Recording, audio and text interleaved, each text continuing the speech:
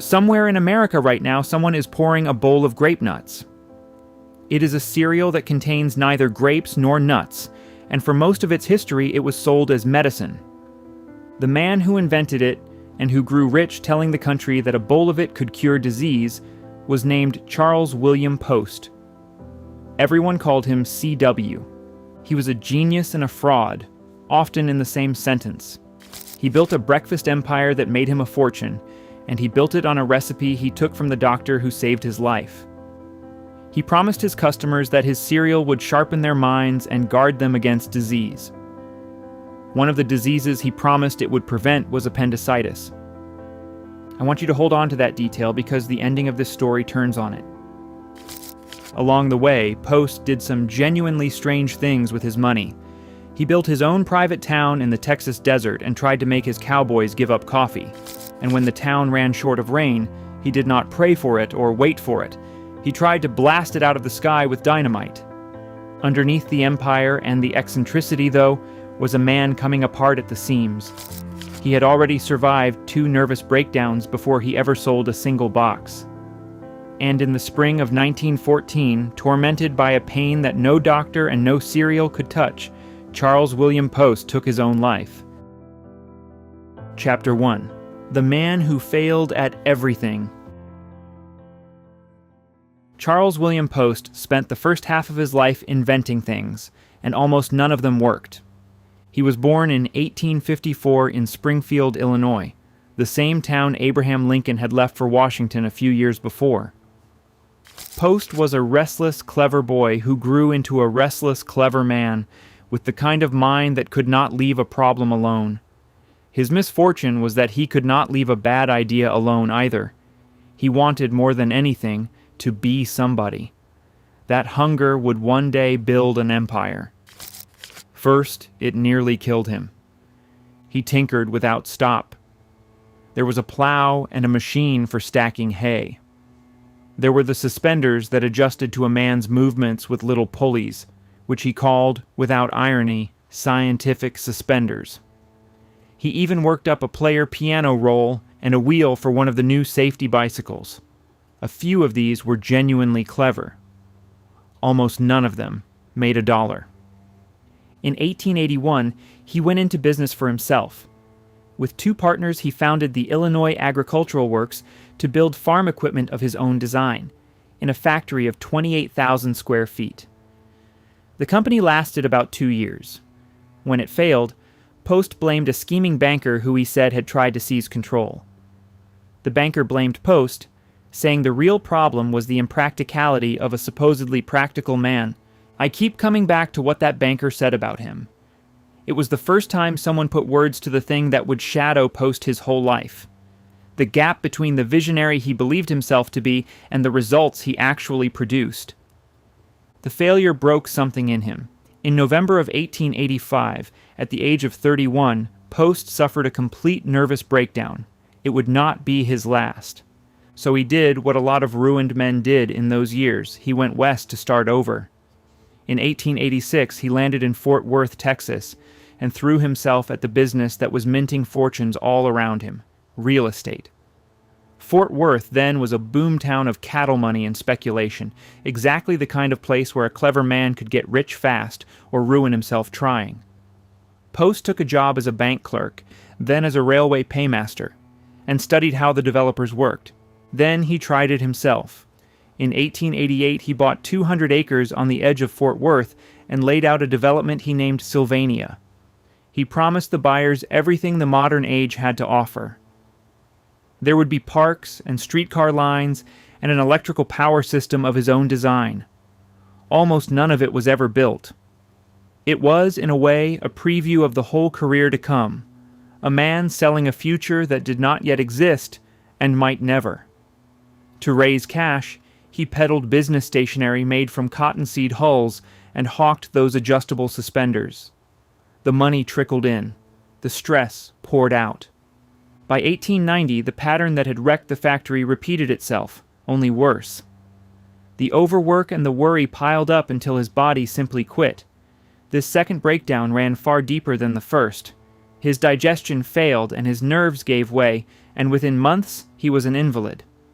By early 1891, a man not yet 40 years old could no longer walk and was confined to a wheelchair. He tried every cure he could find.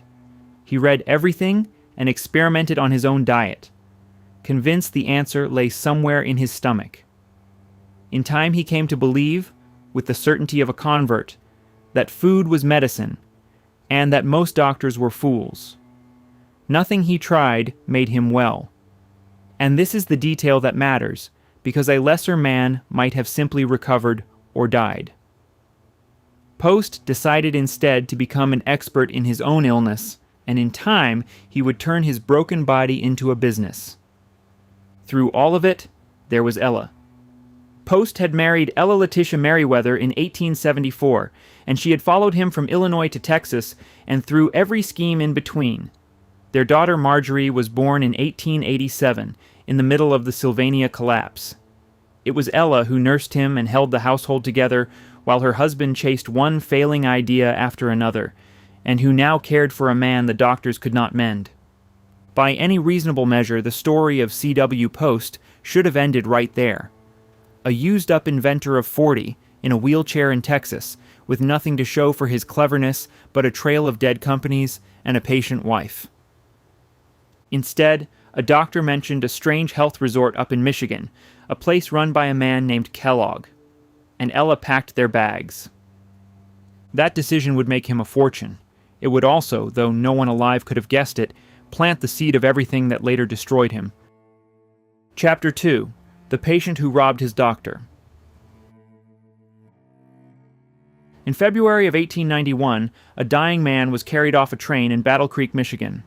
His name was Charles Post, and he had come to the one place left that he thought might save him.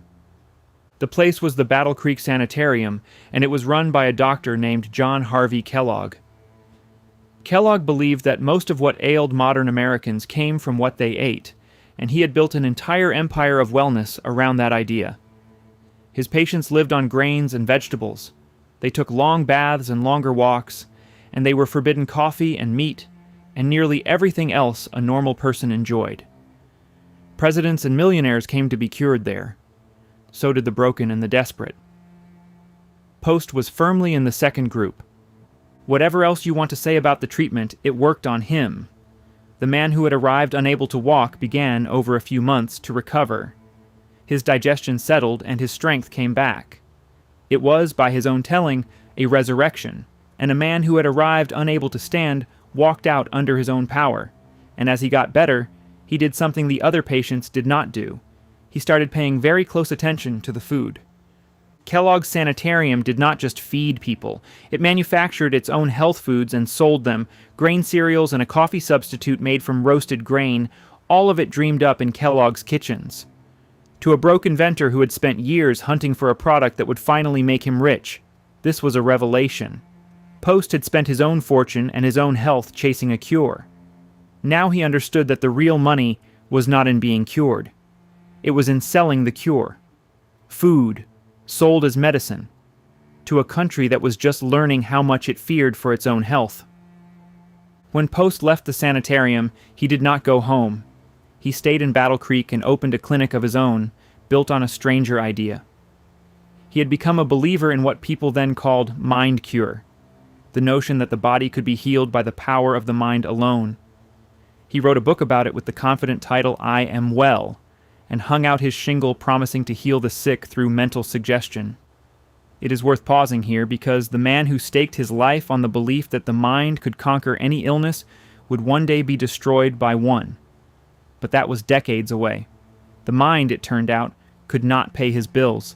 The food could. Battle Creek had handed Post the real idea. In 1895, he took the roasted grain drink he had been served at the sanitarium, adjusted the recipe, and began selling it as his own. He called it Postum, a blend of wheat and molasses sold to people who had been told that coffee was poison. 2 years later, he did the same with a baked grain cereal, ground it into hard little pellets, and called it Grape Nuts, a name that promised none of what was in the box.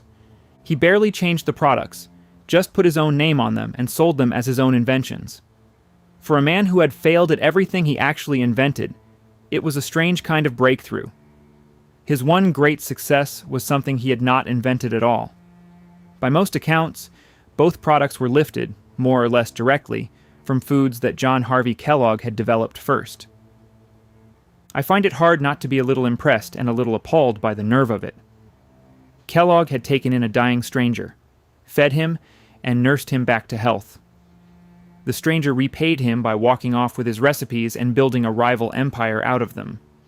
Kellogg would rage about Post for decades, calling him a thief and worse. It changed nothing. Post had seen a good idea, and a good idea, he had decided, belonged to whoever was bold enough to sell it. It was the first sign of a conviction that would define the rest of his life, that the rules were made for other people. There is a bitter kind of justice you might expect here, the thief exposed, the debt repaid. It never came. Postum sold. Grape Nuts sold even better. Within a few years, the broken, dying man who had been carried off a train on a stretcher was on his way to a fortune far larger than anything his doctor would ever see. Post had not merely recovered at Battle Creek, he had walked out with the whole idea. Chapter 3. The Empire Built on a Lie. By 1910, Post was telling America that his breakfast cereal had helped build the Panama Canal. The logic, if you can call it that, went like this. The men digging the canal were dropping from malaria and other tropical diseases. Grape nuts, according to Post's advertising, protected against exactly those illnesses. Therefore, grape nuts had made the canal possible. It was nonsense from beginning to end, and it was also completely typical. For almost 20 years, Post sold his cereals not as food, but as medicine, and the claims he printed were lies, elaborate and confident and printed by the millions. There was no regulator to stop him.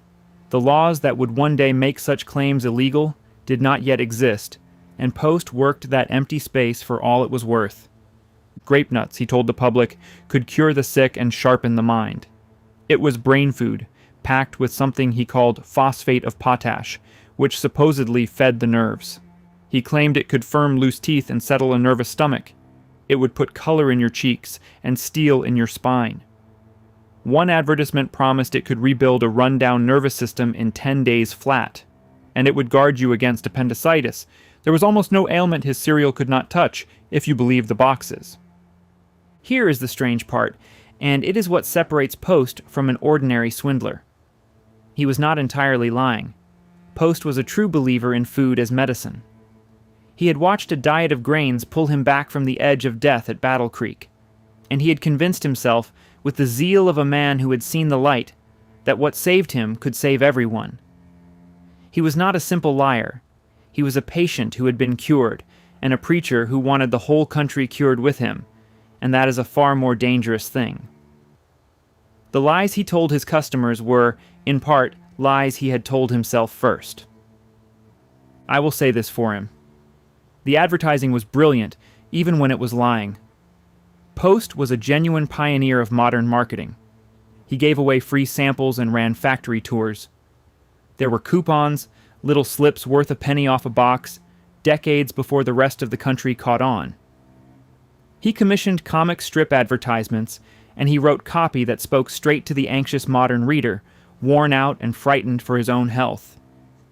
His advertising budget was enormous, and it worked.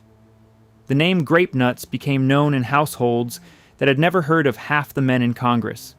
He did not just sell cereal, he sold a feeling. The products themselves kept coming.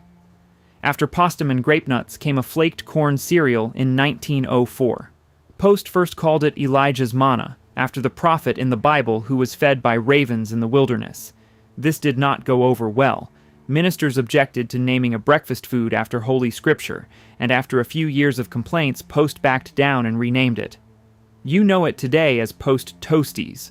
Together, the three products turned Post's name into a fixture in the American kitchen. By the turn of the century, this was no longer a one-man operation run out of a rented barn. He built factories and his own paper mill to make the boxes. An advertising department went up that outspent most of its rivals. He controlled his own supply and his own printing, a self-contained machine for turning cheap grain into gold. The money poured in. By 1906, the man who a decade earlier could not walk was worth an estimated $10 million, a staggering fortune for the time. So there it was. In 15 years, Charles Post had gone from a broke invalid in a Texas wheelchair to a millionaire many times over, all of it built on other men's recipes and a mountain of cheerful lies. The failures of his first 40 years had left him hungry. The success of the next 15 convinced him he could do anything, an answer to no one. The public loved him. The money loved him. But the man himself was changing, and not for the better. The same certainty that let Post sell miracles to strangers was beginning to curdle into something darker at home. Chapter 4. The Wife He Threw Away. This is the part of the story that Post himself would have preferred you skip. Her name was Ella. Ella Letitia Merriweather had married Charles Post in 1874, back when he was a nobody with big ideas and empty pockets. She had believed in him when no one else did, and she followed him from Illinois to Texas and back, through the dead businesses and the failed inventions. She was loyal to the bone, devoted to a husband who, it would turn out, was not. When he collapsed into a wheelchair, it was Ella who nursed him and held the family together. She had given him 30 years and a daughter, and she had asked for almost nothing in return. Then Post got rich, and Ella stopped being useful to him. That is a hard way to put it, but it is close to the truth. As the fortune grew, Post spent less and less time at home. Ella was often unwell, and a sick, aging wife did not fit the life of a millionaire on the rise. There is no sign he ever thanked her for any of it. Post remembered the people who had wronged him, the scheming banker, the doubters, and forgot the ones who had saved him. He began to look elsewhere. Elsewhere was a young woman named Layla Young, Post's secretary, 27 years old and less than half the age of the wife he had at home. Post, no doubt, told himself a story about it. Men like him always do. He had earned his happiness. He deserved a fresh start. The wife who had suffered with him could suffer a little more. What happened next was ugly, even by the standards of ugly divorces.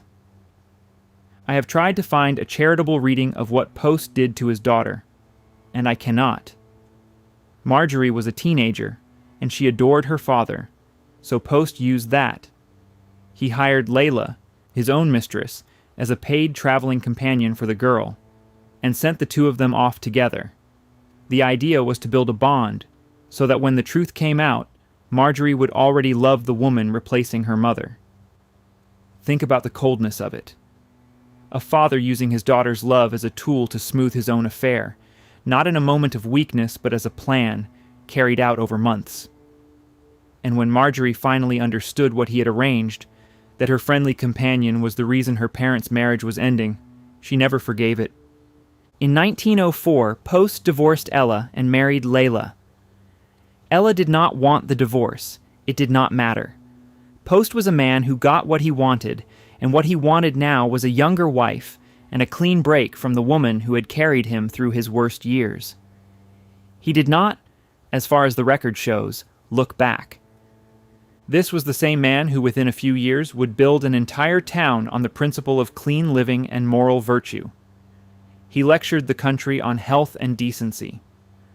And he did all of it while casting aside the woman who had nursed him back from the dead for a secretary younger than his own marriage.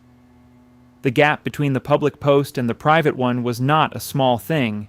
He sold decency by the boxcar and practiced almost none of it. Keep that hypocrisy in mind, because the town of virtue he built next was, in its own way, another kind of performance. Ella lived a few more years, and then she died. According to her daughter, she died of a broken heart. That is not a medical diagnosis, and no one can say for certain what killed her. But Marjorie believed it to her own dying day, and Marjorie had watched it happen. Ella never remarried. She had built her whole life around a man who, the moment he no longer needed her, simply set her aside, and she died largely forgotten, a footnote in the life of the famous man she had made possible. The wound never fully closed in her daughter either. It shaped how Marjorie saw her father for the rest of her life. a generous and monstrous man she loved and could not forgive. There is a version of this story where the betrayal of Ella is a private tragedy, sad but separate from the public man who sold cereal and built towns. That version is too kind. The same thing that let Post discard a loyal wife without a second thought, the certainty that his wants outranked everyone else's, was about to shape how he treated an entire nation of workers. The coldness did not stay at home. Chapter 5. The Emperor of Battle Creek. By the early 1900s, Post had stopped thinking of himself as a businessman. He had begun to think of himself as a prophet. The money had done it. Wealth on that scale, arriving after a lifetime of failure, can convince a man of almost anything, and it convinced Post that he understood the world better than the people running it. He had opinions on everything, and he did not keep them to himself. He lectured the country on diet and morality, on how a family should live, and how a nation should manage its money. He wrote open letters to the public and gave interviews about the fate of civilization. There was no subject too large for his opinion, and no opinion he ever doubted. He had been wrong about a great many things in his life. It had not made him any less sure. Some of this was harmless enough. Post had strong views on the nation's money supply, and he spent freely spreading them, publishing his theories on banking and currency reform as though he were a professor, rather than a man who sold cereal. It was the behavior of someone who had come to believe that his success in one field made him an expert in all of them. The failures of his youth had left him with something to prove, and the fortune had given him the means to prove it in every direction at once. He was, by now, a national figure, and he had decided that fame gave him the right to fix whatever he thought was broken. Of all the things Post did with his fortune, the war he waged on his own workers is the one I find hardest to defend. This was the age of the great labor battles, when American workers were organizing into unions to fight for shorter hours and a living wage. Post hated it. To him, a union was not workers banding together for a fair deal. It was a mob, telling a great man what to do with his own money. He became a leading champion of what was called the open shop, the principle that no worker should ever be required to join a union. He dressed it up as freedom. In practice, it was a war to keep unions weak and workers cheap. This was not a polite disagreement. The labor wars of that era were bloody, fought with clubs and guns on picket lines, and Post put his fortune squarely on the side of the bosses. He did not do it by halves. He founded and funded an association of manufacturers dedicated to breaking union power. Newspaper advertisements attacking organized labor ran page after page, paid for out of his own pocket. There was even a comic strip character, invented to carry his anti-union message to ordinary readers. He fought unions with the same tools he used to sell grape nuts, and he fought them until the end of his life. Remember who these workers were. They were the people who bought his cereal, the anxious, overworked Americans his advertising spoke to so tenderly. He sold them comfort in a box and fought them in the streets. Here was a man who preached self-improvement to the whole country, who told every clerk and farmhand that hard work and clean living would lift them up. And when those same working people organized to actually lift themselves, to claim a little more of the wealth their labor created, Post fought them with everything he had. Self-improvement was fine, apparently, as long as it stayed on his terms. One more thing, and it matters later. Post was not entirely well through all of this. The people around him noticed the wild mood swings and the ever bigger plans, the certainty that hardened into something no one could argue with. What we might today call a mental illness, his own era simply called eccentricity. A rich man was allowed to be strange, and the boundless self-belief that had made him a fortune was tipping into something else. The plans got bigger, the certainty got harder. There was no one left who could tell him no. Crushing unions was not enough for him. Lecturing the nation was not enough. The failures had made him hungry, the money had made him powerful, and the two together had made him dangerous. If the world would not arrange itself the way Post thought it should, then Post would simply build a world of his own, from the ground up, exactly to his own specifications. And he knew just the place to do it. Out in the empty desert of West Texas, he was about to attempt something audacious even by his standards. A whole town, a perfect town, made entirely in his own image. Chapter 6. Utopia in the Desert. In 1906, Charles Post bought 200,000 acres of empty West Texas and set out to build the perfect town on it. He named it, with his usual modesty, Post City. The land was cheap and enormous, an empire of dust and scrub at the foot of the Caprock, about 40 miles from the nearest real city. Anyone else would have seen worthless scrubland. Post saw a blank canvas, and he meant to paint on it the world exactly as he believed it should be. He set up a company to run the whole thing and gave it a name that said everything about his ambitions. He called it the W Company, short for Utopia. This was not charity, and it was not really about the settlers. It was about proving that Charles Post, who had failed at everything until he was 40, could now succeed at anything, even at playing God with a patch of desert. And build it he did. Building a town in that country was not easy. Water had to be found, materials hauled in over bad roads, workers housed and fed. Post threw money at every obstacle until it moved. Within a few years, paved streets appeared, lined with young trees. There was a hotel and a bank, a school and several churches. Post owned the newspaper. He arranged for a railroad to run to the town's edge, and he built a cotton gin, and in time a textile mill that spun the local crop into sheets and pillowcases. By the standards of West Texas in 1910, it was a small miracle. But Post City was never really about the people who lived there. It was about Post. Every rule in the town was his rule, and there were a great many of them. No saloons, no brothels. This was to be a clean, orderly place, and clean and orderly meant whatever Post said it meant. He was not building a home for anyone. He was building a monument to his own idea of how life ought to be lived. The look of the streets and the crops in the fields were his to decide, and so was nearly everything else. Nothing was too small for his attention, because the whole thing was, in the end, a self-portrait. My favorite detail in the whole Post City story is the coffee. Post naturally did not sell coffee. He sold Postum, the grain drink he had built his fortune on, and he had decided that coffee was poison. So in Post City, the cowboys who worked his land were pushed to give up their coffee and drink Postum instead. These were West Texas cowhands, hard men who spent their days in the saddle, and they were being told by a cereal magnate what to drink. It went about as well as you would imagine. History does not record whether a single cowboy was ever converted. It seems unlikely. He required families to plant flowers and fruit trees and handed out prizes for the prettiest yards.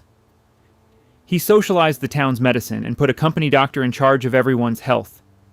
If Post believed something, the whole town was going to believe it too, whether it wanted to or not. For a while, against the odds, it worked. People came. The ones who moved there were not ministers or idealists. They were cotton farmers and shopkeepers, ordinary people chasing cheap land and a fresh start, who found themselves living inside one rich man's fantasy. By 1910, the town had a few thousand residents and a real economy built on cotton and Post's money. There was something genuinely impressive about it, and something faintly ridiculous. A grown man had built a full-size town, complete with a mill and a railroad, mostly to prove a point about himself. He had willed an entire community into existence in the middle of nowhere, and stamped his own name and his own beliefs on every inch of it. But there was one thing Post could not control, and in West Texas, it was the thing that mattered most. He could build the streets and write the rules and name the town after himself. He could not make it rain. This was dry country, and Post's cotton and his whole desert dream depended on water. The sky simply would not deliver. The whole enterprise hung on rain that did not come. Everything he had sunk into that desert, the town and the fortune both, needed water the clouds refused to give. A reasonable man would have accepted that. You cannot argue with the weather, but Post had never been especially reasonable, and he had never once accepted that anything was beyond him. So he decided to do something about the rain. He decided to make it himself. Chapter 7. The War on the Sky. There is a period of about 3 years out on the Texas plains when Charles Post declared war on the sky. This is not a figure of speech. He attacked the clouds with dynamite. The idea was not entirely his own, and it was not, at the time, thought completely insane. For most of the 19th century, people had noticed something curious. Heavy rain often seemed to follow great battles. It had come after Waterloo, and after the big battles of the American Civil War. From this, some concluded that the noise and concussion of the guns had somehow shaken the rain loose from the sky. The United States government had even funded experiments on the theory, sending a man out to Texas years earlier to set off explosives and see if it rained. It mostly did not. But the idea lingered, and for a man watching his cotton wither and his fortune with it, a theory that promised he could make his own rain was irresistible. Post, who believed in his own ability to solve any problem on Earth, seized on it. Every time I reach this part of the story, I have to stop and remember that Post was a brilliant man, genuinely brilliant, and that he did this anyway. His first attempt, in 1910, was to tie 2 pounds of dynamite to a kite, fly it up into the clouds, and blow it up. This was, as you might guess, extremely dangerous, and it was quickly abandoned in favor of something only slightly less mad. The new method was to fight the sky the way you would fight an army. Post's men placed bundles of dynamite, 14 pounds each, in long rows along the edge of the caprock, spaced about 50 feet apart. Then, on days when the sky looked promising, they set them off in sequence, one after another, a rolling artillery barrage aimed at the clouds. Post called these rain battles, and he did not fight them small. In a single battle, his crews might touch off 3,000 pounds of dynamite in 1,500 separate blasts. In the year 1912 alone, Post exploded more than 24,000 pounds of it over the Texas plains. It took crews of men days to lay the charges, and it cost him a small fortune in explosives alone. He did not seem to care. If anything, the scale of it thrilled him. The blasts rattled windows for miles and sent cattle bolting across the range. Children ran outside to watch. For the people of Post City, the sight of their founder waging war on the weather became just another part of life in a town run by a man who did not believe in limits. Did it work? Post was certain that it did. He claimed to have produced rain 7 separate times, and he pointed to the storms that rolled in after his barrages as proof. He kept careful records, all of them proving he was right, and it is amazing what a man can prove when he is the one keeping score. The skeptics saw it differently. West Texas gets its rain from great weather systems that move across the continent, and those systems arrive on their own schedule, dynamite or no dynamite. When Post set off thousands of pounds of explosives on a day the clouds were already gathering, and rain fell a few hours later, he saw cause and effect. Everyone else saw a coincidence and a very expensive light show. It is easy to laugh at this, and you probably should, but there is something revealing in it too. Post had reached the point where he genuinely believed that his will, and enough dynamite, could bend nature itself. He had conquered his own failing health, or believed he had. A fortune and a town had bent to his will. He had crushed his enemies and cast aside anyone who slowed him down. Why not the weather? There is an old idea, older than Post, that rain belongs to the heavens, and that a man who tries to seize it is asking for trouble. Post would have laughed at that. He was not a superstitious man. He was about to find out anyway. In the end, the rain came, as it always eventually does in that country, and Post declared victory and moved on. The rain battles stopped around 1913, and here, at the very peak of his power, is where the story turns. Post had spent 20 years climbing, up from poverty and illness, past every rival who ever stood in his way, all the way to a man who bombed the heavens and believed he had won. There was nowhere higher left to go. And a man who has run out of things to conquer, and who is not entirely well, is a man in a great deal of danger. Chapter 8. The One Cure. He couldn't buy Charles Post spent his whole life selling the idea that the body could be mastered. His cereal would cure your body, and his mind cure would heal it from within. His will, he believed, could bend anything, even the sky. And then, at the height of all of it, his own body began to fail, and none of it could save him. Not the cereal, not the money, nothing at all. The trouble was in his stomach. For years, Post had suffered from digestive pain, the same weakness that had first broken him down as a young man and sent him to Battle Creek. Now, at the end, it came back with a vengeance. The pain was constant. It wore him down through the winter of 1913 and into the new year, until a man used to commanding everything around him could barely command his own body. By early 1914, it had become unbearable, and his doctors reached a diagnosis. They believed it was appendicitis.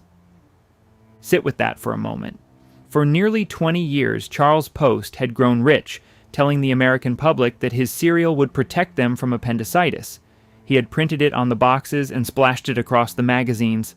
It was one of the central lies of his empire, and now the disease he had promised to prevent, the very one, appeared to be killing the man who sold the cure.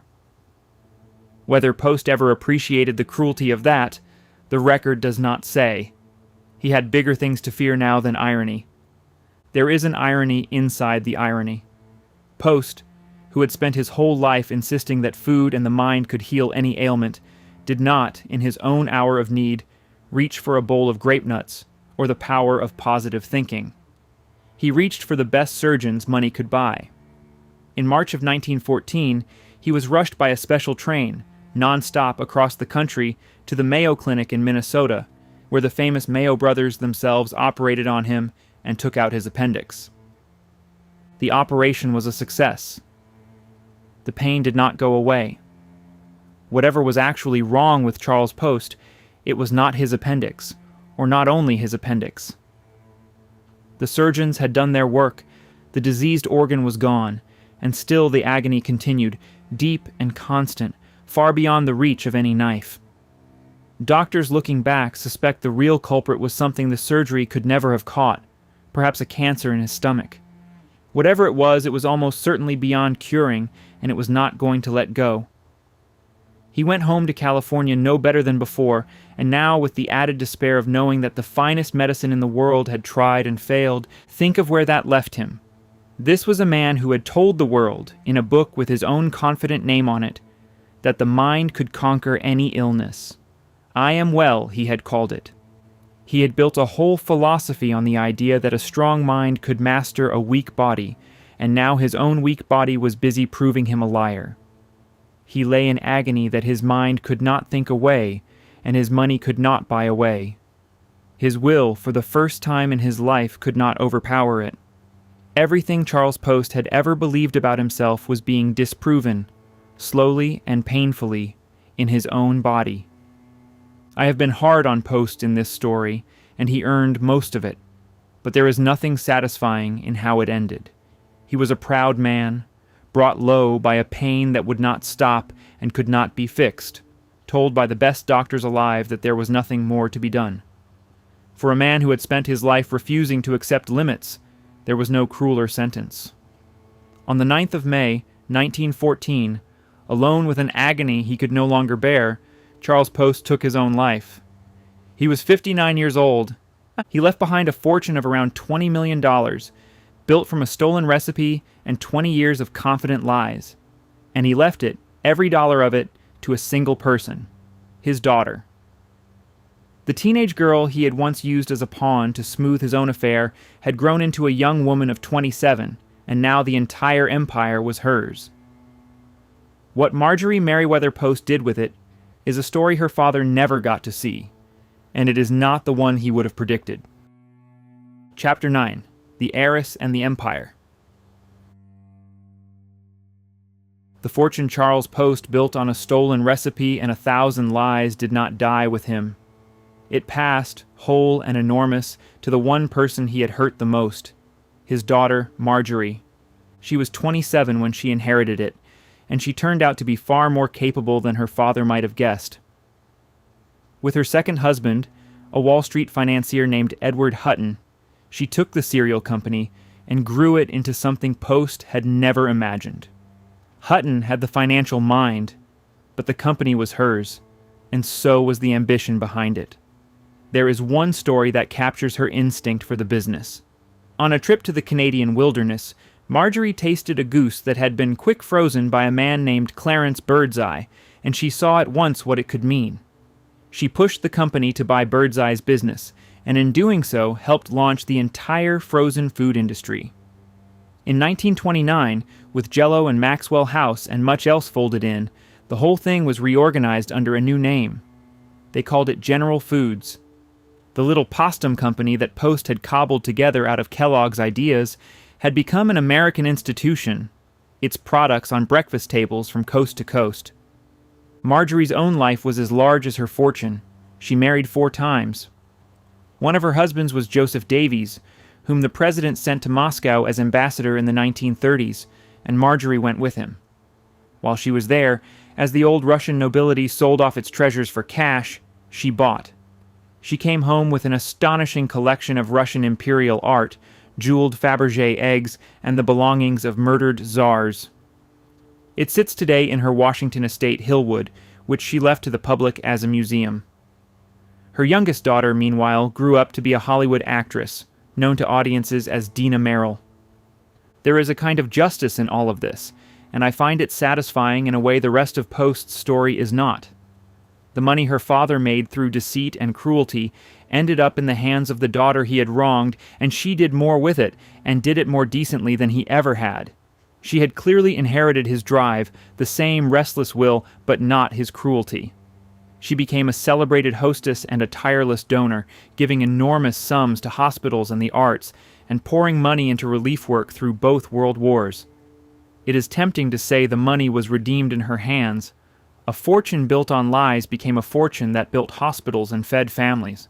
The stain did not vanish, but she covered a great deal of it over with something better. She built famous houses too, from a camp deep in the Adirondack woods to the largest private sailing yacht of its time.